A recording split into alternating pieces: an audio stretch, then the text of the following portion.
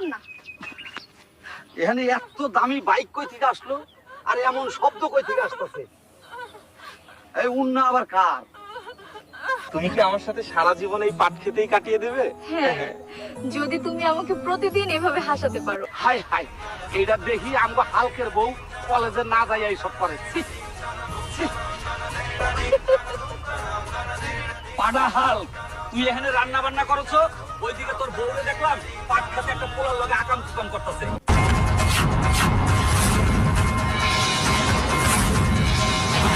এই, এখানে বসে আছো কে? ভাতটা কি রান্না করছো? কি গো, কি হইছে? তোমার মন খারাপ?